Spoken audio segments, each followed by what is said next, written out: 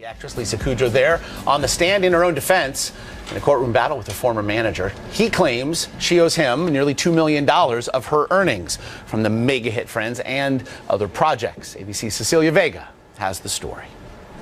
She was center stage at a very different kind of show. Lisa Valerie Kudrow. On the stand in a Los Angeles courtroom, the former Friends star defending herself against a lawsuit brought by her ex-manager, who claims Kudrow owes him $1.7 million, a percentage of what the Emmy winner earns in reruns and other projects. The usually secret inner workings of that hit show and the millions Kudrow earned from it, all on full display. Even that first Friends contract she signed when she was a struggling actress, where she earned about $13,000 an episode, entered as evidence for the jury to see. I didn't like that it was the lowest paid performer on the show. They said that no one was going to get paid more than this, so... You learned later that that was not the case? That's right. Okay, and how did you learn that?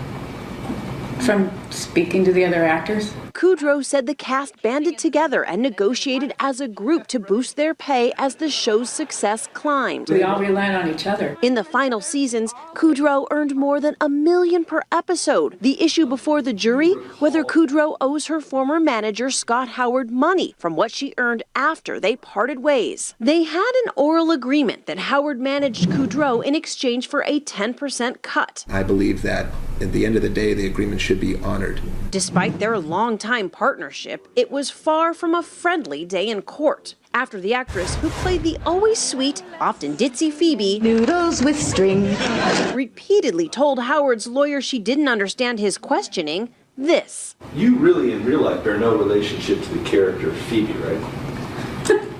You mean like right now? I don't know. She was pretending to be dumb during cross-examination. You're not acting now, right? The Friends stars camp says it has no comment until this case is closed. For Good Morning America, Cecilia Vega, ABC News, Los Angeles.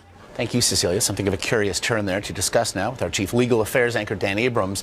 And Dan, how important was this testimony that we saw from Lisa Kudrow? Yeah, this is one of those rare cases where the testimony of the defendant isn't that important. And why?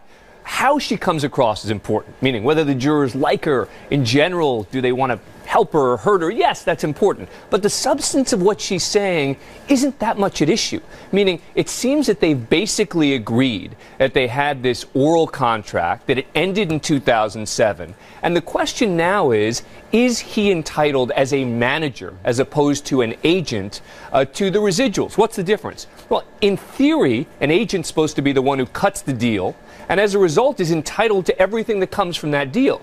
Again, in theory, the manager is managing the person's career and life. The problem is in Hollywood these days, managers and agents very often do the same thing.